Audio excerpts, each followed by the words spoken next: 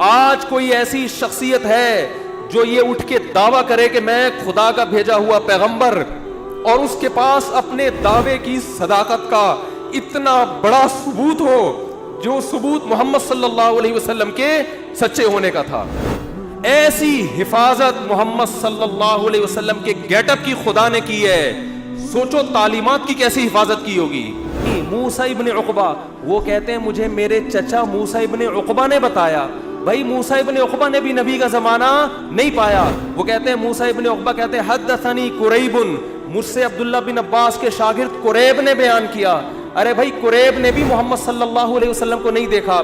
امام ترمذی کہتے ہیں ذرا خاموش ہو جاؤ.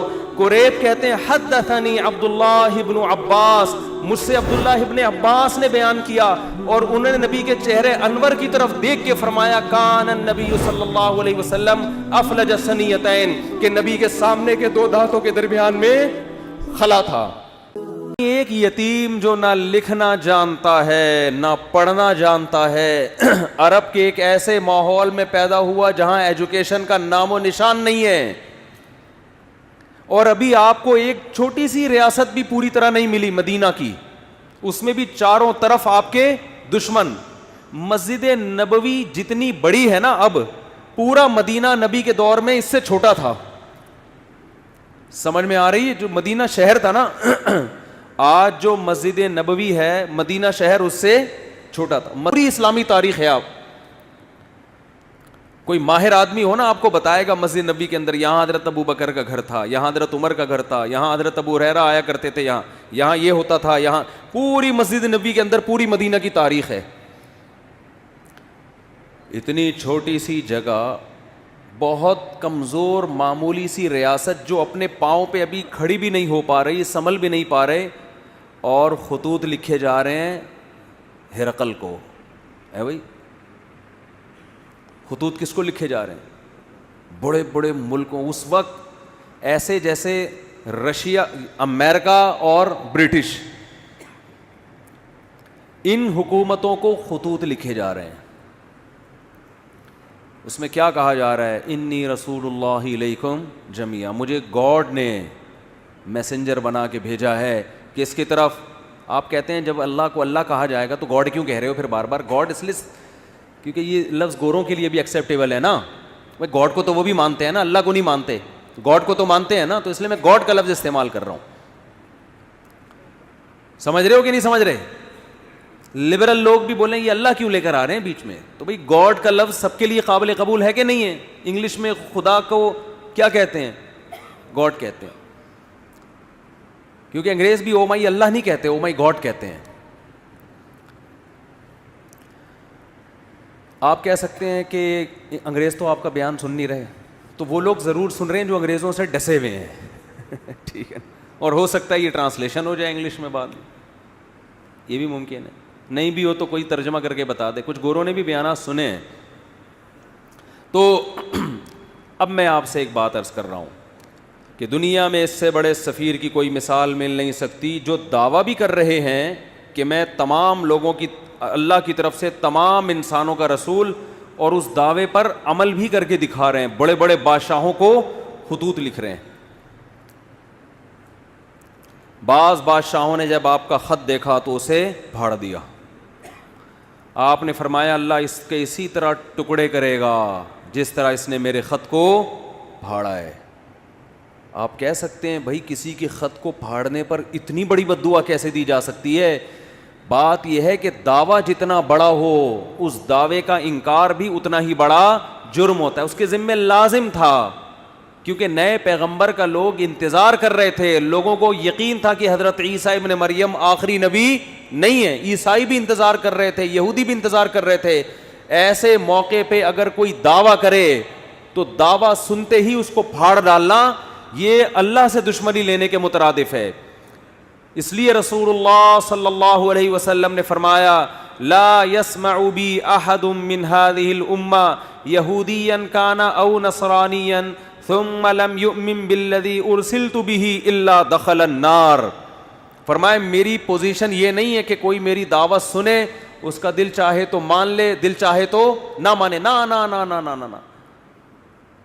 میری حیثیت یہ ہے کہ اس امت میں کوئی یہودی عیسائی میرے بارے میں سنے اور پھر تحقیق کر کے مجھ پر ایمان نہ لے کر آیا تو اس کا ٹھکانہ جہنم کی آگ ہے. اس نے اس کو ویلیو کیوں نہیں دی؟ بالکل اس کی مثال ایسے جیسے کلاس روک کر ایک شخص کہہ رہا ہے مجھے پرنسپل نے بھیجا ہے اور ٹیچر اس کی بات کو لفٹ کرانے کے لیے تیار نہیں ہے, تو آپ کیا سمجھتے ہیں پرنسپل چھوڑ دے گا اس کو؟ اور وہ کہہ بھی رہا ہے کہ میں سب پوری کلاس کے لیے پیغام لے کر آیا ہوں اور پیغام بھی بہت اہم ہے. آج لبرل لوگ اعتراض کرتے ہیں نا, یہ کیا بات ہے محمد صلی اللہ علیہ وسلم پر کوئی ایمان نہ لے کر آئے تو جہنم میں جائے گا. اتنی سی باتوں پہ جہنم ہے بھائی, اتنی سی باتوں پہ. یعنی وہ کہتے ہیں نا یہ لوگ ذرا سی بات پہ کہاں پھینک رہے ہوتے ہیں جہنم میں ڈال. بھائی اتنی سی بات ہے نہیں, کیونکہ دعویٰ یہ کہ مجھے خدا نے بھیجا ہے. اب آپ کے ذمے ہے کہ آپ تحقیق کرو کہ یہ اپنے دعوے میں جھوٹے ہیں یا سچے. آپ اس کان سے سن کے اس کان سے نکالنے کا آپشن آپ کے پاس ختم ہو گیا. ابھی آپشن نہیں ہے آپ کے پاس کہ ادھر سے سنیں اور ادھر سے نکال دیں گے یار یہ مسلمانوں کے مذہبی معاملات ہیں, چھوڑو. آپ کہہ سکتے ہیں کہ کیا دلیل ہے آپ کے پاس کہ محمد ابن عبداللہ صلی اللہ علیہ وسلم اس دعوے میں سچے تھے؟ کیا دلیل ہے آپ کے پاس؟ ہم کہتے ہیں 1400 سال پہلے جو آپ کی نبوت کے برحق ہونے کے دلائل تھے وہ تو تھے, وہ لوگوں نے اپنی آنکھوں سے دیکھے. 1400 سال کے بعد جو آپ کے برحق ہونے کے دلائل ہیں وہ پہلے سے بھی زیادہ ہیں, وہ اس سے بھی زیادہ ہیں. اگر خدا محمد صلی اللہ علیہ وسلم کو میسنجر بنا کے بھیجتا اور یہ نہ کہتا کہ یہ آخری پیغمبر ہیں, تو خدا کے ذمے محمد صلی اللہ علیہ وسلم کی تعلیمات کی حفاظت بولو نہیں تھی. کیا خیال ہے؟ اللہ کہہ دیتا کہ ان کی تعلیمات جب مسخ ہوں گی تو میں دوسرا پیغمبر بھیج دوں گا. خدا نے محمد ابن عبداللہ صلی اللہ علیہ وسلم کے بارے میں 2 دعوے کیے, یہ میرے میسنجر ہیں اور لاسٹ میسنجر, ان کے بعد کوئی نبی نہیں ہے, کیونکہ ساری دنیا کے سارے انسانوں کے لیے. اس دعوے میں اللہ نے ایک اور دعویٰ کر دیا کہ ان کی تعلیمات کو میں قیامت تک کے لیے محفوظ کر دوں گا. ان کی تعلیمات قیامت تک کے لیے, بولو نا کیا ہو گیا بھائی؟ وہاں میں پشاور میں بیان کر رہا تھا, ایسا بول رہے تھے لوگ یار, چپ کرانا. سرگودا میں بیان ہوا, چپ کرانا مشکل ہو گیا, لوگ چپ ہی نہیں ہو رہے تھے. وہاں کہنا پڑ رہا تھا مجھے بھی بولنے دو گے کہ نہیں دو گے بولنے. پنجاب لسی پائے, کراچی میں چائے, چائے کے اثرات ہیں.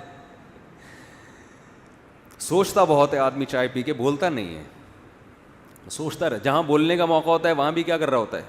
سوچ رہا ہوتا ہے. ابھی اتنی اچھی صحت رہی ہے نا, میرا 2 ہفتے کا دورہ ہوا کے پی کے پنجاب, ایسے ایک چھینک بھی نہیں آئی. پھر کراچی اتر کے چھینکیں شروع. تو اللہ کے ذمے تھا کہ محمد صلی اللہ علیہ وسلم کی تعلیمات کی حفاظت کرتے. یہ حفاظت خود اس کی دلیل ہے کہ محمد صلی اللہ علیہ وسلم لاسٹ میسنجر آف گاڈ ہیں. ورنہ کسی یتیم جو نہ لکھنا جانتا ہو نہ پڑھنا جانتا ہو, اس کی تعلیمات کی اللہ کی قسم اسباب کی دنیا میں ایسی حفاظت کا انتظام اس زمانے میں تو ممکن ہی نہیں تھا, ناممکن. اور اس زمانے میں بھی اتنا پروٹوکول ملنا کسی کو ممکن نہیں ہے. ہمارے نبی صلی اللہ علیہ وسلم کی جو سیرت ہے اس کے 2 پہلو ہیں, خوب غور سے سنیں. 2 پہلو ہیں آپ کی سیرت کے. ایک پہلو وہ ہے جس میں آپ خدا کی طرف سے کوئی میسج دے رہے ہیں کہ یہ الاؤڈ ہے اور یہ ناٹ الاؤڈ. خدا ان کاموں سے خوش ہوتا ہے اور ان کاموں سے ناراض ہوتا ہے. کہنے میں کیا جا رہا ہے؟ خدا ان کاموں سے خوش ہوتا ہے اور ان کاموں سے ناراض. جب کوئی کہے بولو تو خدا نہ بولنے سے ناراض ہوتا ہے، یہ بھی ایک ہے نا.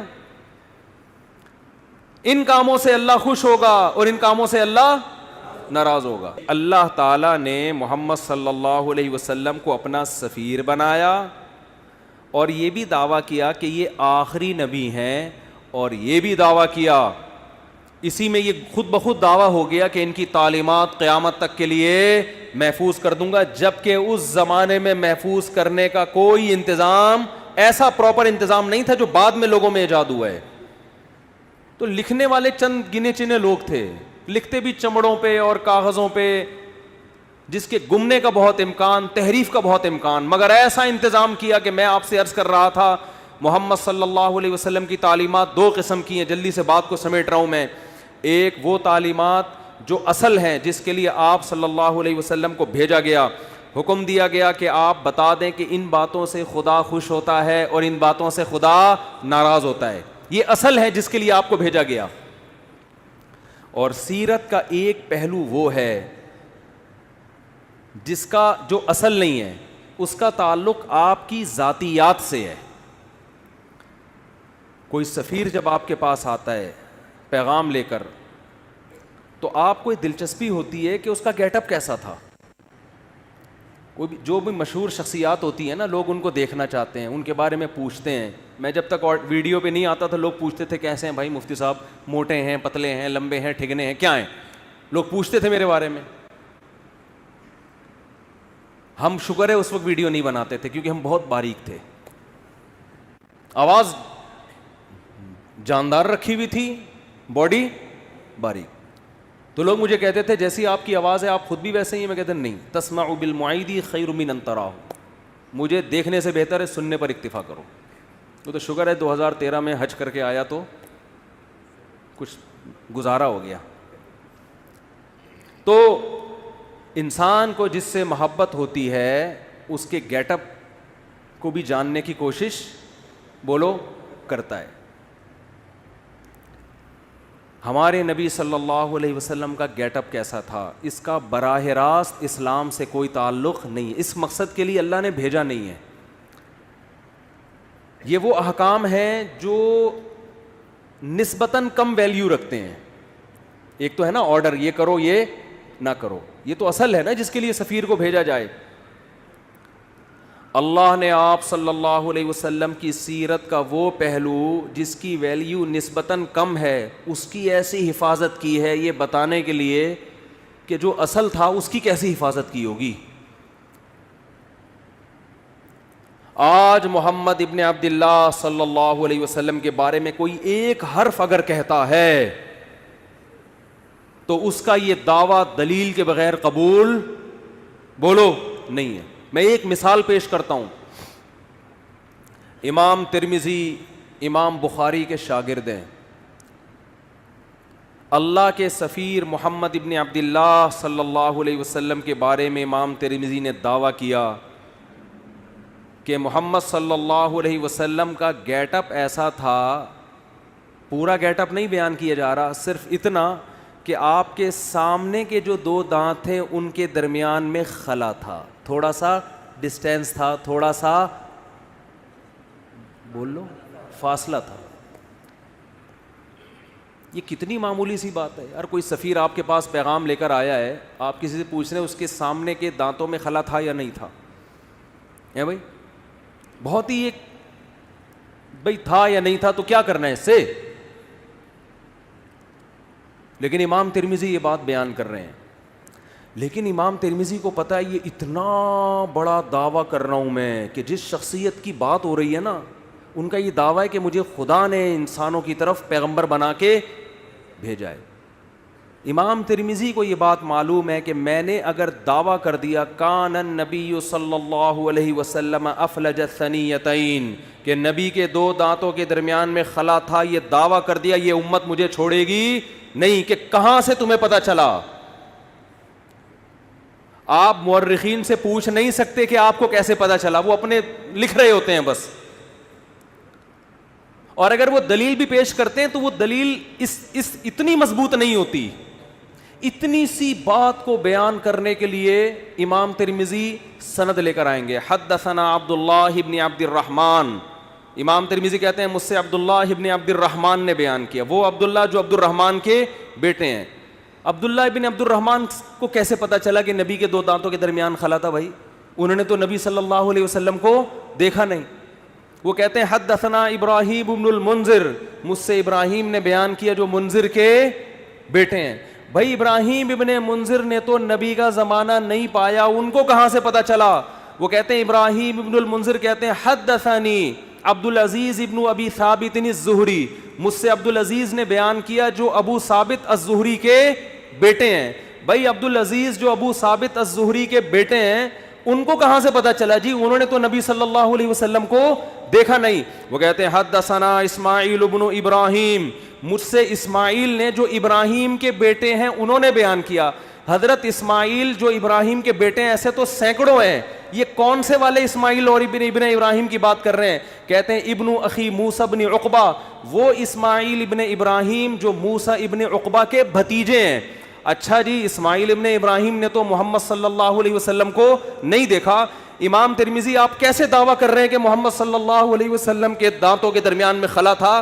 اسماعیل ابن ابراہیم جو موسیٰ ابن عقبہ کے بھتیجے ہیں انہوں نے نبی کا زمانہ نہیں پایا. وہ کہتے ہیں قال حدثنی موسیٰ ابن عقبہ, وہ کہتے ہیں مجھے میرے چچا موسیٰ ابن عقبہ نے بتایا. بھائی موسیٰ ابن عقبہ نے بھی نبی کا زمانہ نہیں پایا. وہ کہتے ہیں موسیٰ ابن عقبہ کہتے ہیں حدثنی قریب, مجھ سے عبداللہ بن عباس کے شاگرد قریب نے بیان کیا. ارے بھائی قریب نے بھی محمد صلی اللہ علیہ وسلم کو نہیں دیکھا. امام ترمذی کہتے ہیں ذرا خاموش ہو جاؤ.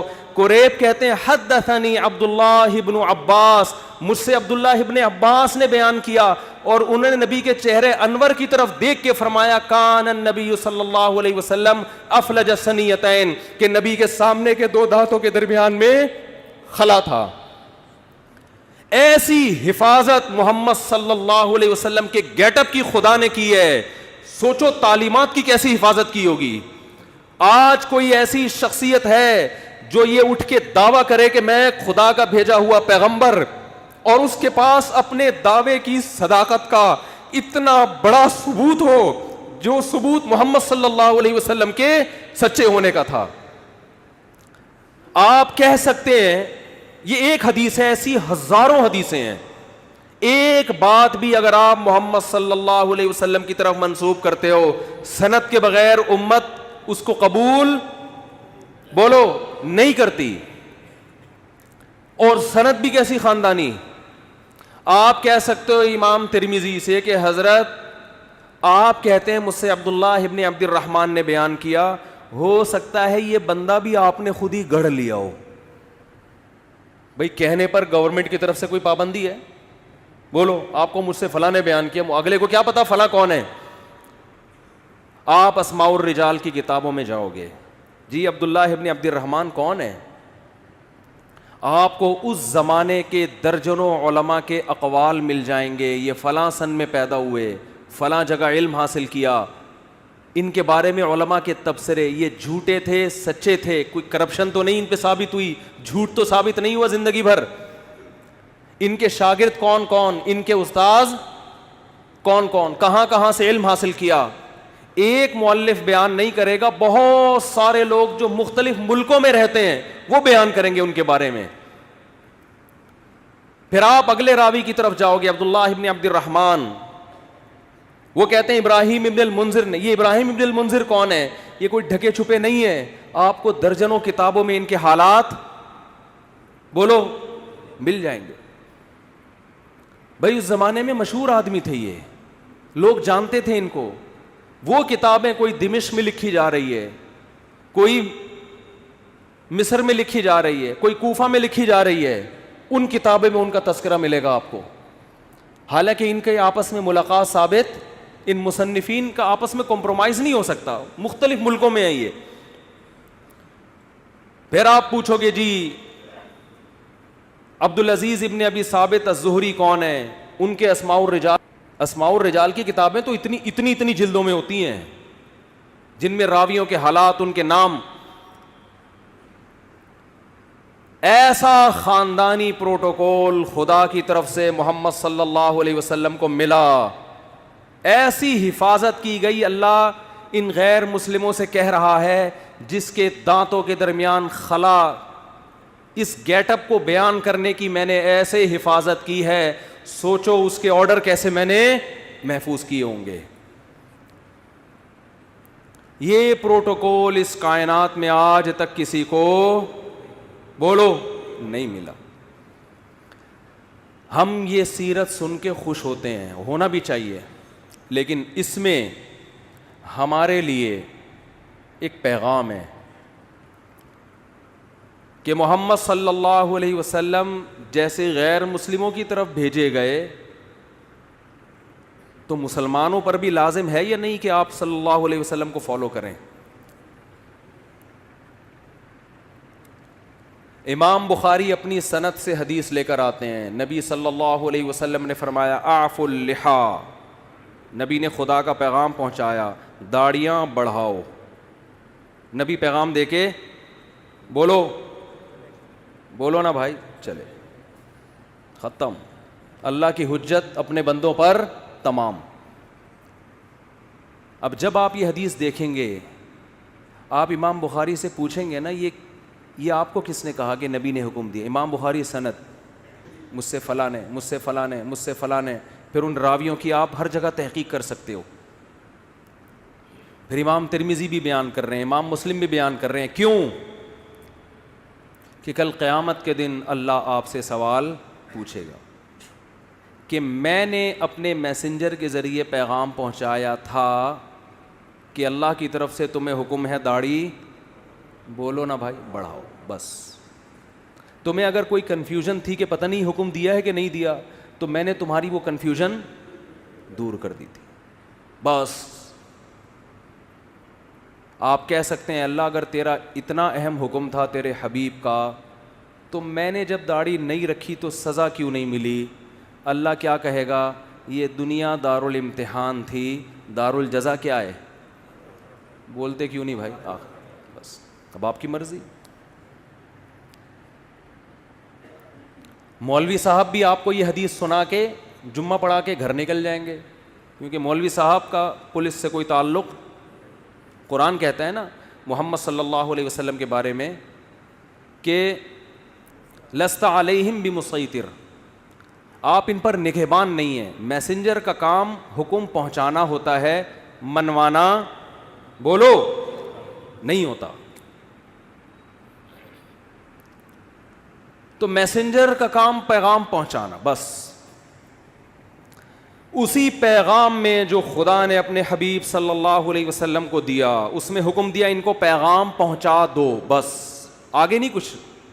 لا تقربوا الزنا. اچھا کچھ پیغام ایسے ہیں جو خدا کی ذات سے نکلے ہیں براہ راست, قرآن کی شکل میں محفوظ ہوئے, کہ اس میں اے نبی ہم جب کسی کو پیغام دے کے بھیجتے ہیں, بعض دفعہ پیغام اتنا اہم ہوتا ہے کہ وہ لکھ کے دے دیتے ہیں, بھائی یہ پڑھ کے سنا دو, اور بعض دفعہ کہتے ہیں یہ بھی بتا دینا, یہ بھی بتا دینا. تو اس میں میسنجر کے الفاظ اپنے ہوتے ہیں, پیغام بھیجنے والے کا ہوتا ہے. حدیث بھی اللہ کا پیغام ہے, الفاظ کس کے ہیں؟ محمد صلی اللہ علیہ وسلم کے. قرآن بھی اللہ کا پیغام, الفاظ بھی کس کے؟ اللہ کے. تو جو اللہ نے قرآن میں حکم دیا, جو پیغمبر نے قرآن پہنچایا, اور وہ بھی اسی طرح محفوظ ہے, اس میں بھی ذرہ برابر تبدیلی نہیں ہوئی. اس پیغام میں کیا ہے؟ لا تقربوا الزنا, ان سے کہہ دو کہ زنا کے قریب بھی پھٹکنے کی اجازت. بولتے کیوں نہیں. زنا کرنا تو دور کی بات. آج صبح ایک لڑکی کا فون آیا, 5 سال سے میرا ریلیشن کسی بندے سے, اب وہ شادی نہیں کر رہا. میں نے کہا بالکل ٹھیک کر رہا ہے, وہ حرام کاروں کے لیے یہی ہونا چاہیے. جب اس نے حرام مزے لے لیے تو وہ کیوں بیوی بنائے گا بھائی؟ کیوں بیوی بنائے گا وہ؟ اس کو حرام چسکے لگ گئے نا. رو رہی ہے, اس کو منع. میں نے کہا میں کیوں سمجھاؤں اس کو؟ خدا نے مرد اور عورت کو نکاح کے علاوہ کسی بھی راستے سے قریب جانے کی اجازت بولو نہیں دی ہے. محمد صلی اللہ علیہ وسلم جو گاڈ کا پیغام لے کر آئے. دیکھو غیر مسلم زنا کر سکتا ہے, کرے, وہ کہہ رہا ہے میں نہیں مانتا محمد صلی اللہ علیہ وسلم کو, اس پہ خدا خود ہی نمٹ لے گا قیامت کے دن. مسلمان کے پاس نبی کے حکم کے سامنے نو کا آپشن نہیں ہے. محمد صلی اللہ علیہ وسلم جو پیغام لے کر آئے گاڈ کی طرف سے, اس میں یہ تھا کہ تمہیں 5 ٹائم اللہ کے گھر میں جمع ہو کے میری عبادت کرنی ہے, اور عبادت کا طریقہ بھی بتا دیا. اس میں فجر کی نماز بھی, ظہر کی نماز بھی, عصر بھی, مغرب بھی اور عشاء بھی. آپ نماز کے لیے آ جائیں, آپ کی مرضی, نہ آئیں, کوئی مولانا صاحب پولیس لے کے آپ کے گھر نہیں پہنچیں گے. اس سے اس خوش فہمی میں نہ رہیں کہ نماز آپشنل ہے. نہ نہ نہ نہ نہ, اللہ نے محمد صلی اللہ علیہ وسلم کو اپنا سفیر بنایا اور آپ کی نبوت پہ سینکڑوں دلائل قائم کر کے بتا دیے کہ تمہارے اوپر میری حجت تمام ہو چکی ہے, تم آؤ نہ آؤ تمہاری مرضی. کل قیامت کے دن جب میں انتقام لوں گا تو تم یہ نہیں کہہ سکو گے کہ اللہ معاذ اللہ نقل کفر, محمد صلی اللہ علیہ وسلم کی نبوت صحیح نہیں تھی, یا اللہ مجھے یقین نہیں تھا کہ محمد صلی اللہ علیہ وسلم نے 5 نمازوں کا حکم دیا بھی ہے کہ نہیں دیا. تو یہ حجت اللہ کی بندوں پہ تمام ہو چکی ہے. اللہ نے محمد صلی اللہ علیہ وسلم پر جو کلام نازل کر کے ہم تک پہنچایا, اور محمد صلی اللہ علیہ وسلم کے ذریعے جو بندوں کو اپنا میسج پہنچایا, اس میسج میں شراب لیگل ہے یا انلیگل ہے؟ بولو, انلیگل ہے. آپ کو شراب کے قریب جانے کی اجازت نہیں ہے. خدا نے جو اپنا پیغام محمد صلی اللہ علیہ وسلم کے ذریعے ہم تک پہنچایا, اور پوری سندوں کے ساتھ, اور قرآن تو سند کا محتاج ہی نہیں ہے, اس قرآن میں ہمیں حکم دیا گیا کہ بہن کی وراثت آپ کو کھانے کی اجازت. بولتے کیوں نہیں؟ بعض گاؤں دیہاتوں میں بیان کرتا ہوں نا, لوگ بڑے خوش ہو رہے ہوتے ہیں. جہاں بہن کی وراثت کی بات ہے میں دیکھ رہا ہوتا ہوں لوگوں کے چہرے کی ہوائیاں اڑ گئی. ایک نعرہ آتا ہے ماشاء اللہ ماشاء اللہ, لگ رہا ہوتا ہے اس کے ابا بھی مرے ہی نہیں ہیں. بہت سے دیہاتی علاقوں میں پوری زمینیں کھا جاتے ہیں, بہنوں کو بولو نہیں دیتے. ہمارے نبی نے جو ہمیں پیغام پہنچایا نا خدا کا, اس پیغام میں یہ بھی ہے کہ باپ کے مرنے کے بعد بڑا بھائی چھوٹے بھائی کی وراثت, بولو نا, نہیں کھا سکتا, اور باپ کے کاروبار پہ قبضہ نہیں کر سکتا, چاہے وہ باپ کی زندگی میں وہ کاروبار خود ہی چلا رہا ہو. یہ غریبی ہے. ابا کی زندگی میں جو آپ جو ابا کے کاروبار کو پروموٹ کرتے ہو, یہ ابا کی خدمت کہلائے گی. اس کی وجہ سے آپ کی کاروبار میں شرکت نہیں ہوگی. وراثت میں سب کو دینا پڑے گا. آپ یہ نہیں کہہ سکتے میں نے یہ گٹکے کی دکان کو یہاں تک پہنچایا ہے, تو اپنی دکان پہنچاتے ہیں نا, ابا کی پہنچاؤ گے تو ابا کا کاروبار بڑھ رہا ہے, اس میں ثواب ملے گا. آپ لوگ آتے ہیں کہ ایک صاحب کہنے لگے میں نے ابا کے کاروبار کو یہاں سے اٹھا کے وہاں پہنچایا, مجھے ابا کے بعد کیا ملے گا؟ میں نے کہا ثواب ملے گا, اس پہ آپ بہت زیادہ ملے گا ثواب. کیوں نہیں صرف ثواب؟ میں نے کہا بہت زیادہ ثواب ملے گا, اس کے علاوہ کچھ بھی نہیں ملے گا. یہ ابا کا بزنس ہے بھائی. ابا کی گائے آپ خدمت کر کے ختم. یہ جمعے کے بعد اعلان کروں گا. ابا کی گائے کی خدمت کر کے اس کے 2 بچے ہو گئے گائے کے تو یہ کس کے بچے کہلائیں گے؟ گائے کے بچے. اور گائے کس کی ہے؟ ابا کی. تو ابا کی ہوں گے نا, آپ کے تھوڑی ہو جائیں گے. یہ بڑھوتری جب ہوتی ہے تو جس کی چیز ہو اسی میں بڑھوتری ہوگی نا. آپ وسیم بھائی کو کھلا کے آپ نے ڈبل کر دیا وسیم بھائی, تو وہ وسیم بھائی آدھے آپ کے تھوڑی ہو جائیں گے کہ جی میرے کھلائے ہوئے کی وجہ سے ڈبل ہو گئے, لہذا آدھے میرے آدھے آپ اپنے ہیں. بھائی جس چیز میں گروتھ ہوتی ہے تو وہ وہی چیز کہلاتی ہے. سمجھتے ہو؟ سمجھتے سب ہیں. ہاں ایک صاحب, کیا کریں یار, مثالیں اتنی ہیں, چھوڑو وقت بھی پورا ہو گیا ہے. تو بھائی یہ جو خدا کے پیغامات ہم تک آئے ہیں نا, اللہ کے پیغامات, ان پیغامات میں کچھ تو آپشنل ہیں, کچھ تو اللہ نے خود ہی اختیار دے دیا. تہجد پڑھو, نہیں پڑھو ٹھیک ہے, پڑھ لو گے اچھی بات ہے, نہیں پڑھو تو ضروری نہیں. اشراق پڑھ لو, اچھی بات ہے, نہیں پڑھو تو کچھ غریبیاں بھی رکھی ہیں اللہ نے, وہ تمہاری مرضی. لیکن کچھ ایسے ہیں جس میں جو حلال و حرام سے جن کا تعلق ہے. داڑھی رکھنا ضروری ہے, اور بہنوں کی وراثت ان کے حوالے کرنا ضروری ہے. بڑے بھائی کے لیے چھوٹے یتیم بچوں کا مال بلکہ جو حمل ہے نا ماں کے پیٹ میں, اس کا بھی وراثت میں اتنا ہی حصہ ہے جتنا زندوں کا اور بڑوں کا حصہ ہے. ایک دن کے حمل کا وہی حصہ ہے جو بال بچوں والے آدمی کا حصہ ہے. اس حمل کو بھی ماں کو گرانے کی اجازت نہیں ہے. تو یہ خدا کے احکامات ہیں جن میں اللہ نے 2 اور 2 4 کی طرح اپنے دین کو واضح کر دیا ہے. اور اللہ فرماتے ہیں وَلَا تَحْسَبَنَّ اللَّهَ غَافِلًا عَمَّا يَعْمَلُ الظَّالِمُونَ, ظالم جو کچھ کر رہا ہے اللہ کو اس سے غافل نہ سمجھو, کیونکہ یہ دنیا دار الامتحان ہے, دار الجزا نہیں ہے. جزا آخرت میں ہوگی. اللہ مجھے بھی محمد صلی اللہ علیہ وسلم پر حقیقی ایمان نصیب کرے, آپ صلی اللہ علیہ وسلم سے محبت نصیب کرے, اور اللہ ہمیں آپ صلی اللہ علیہ وسلم کی تعلیمات کو فالو کرنے کی توفیق عطا فرمائے. وما علینا الا البلاغ. مفتی طارق مسعود اسپیشل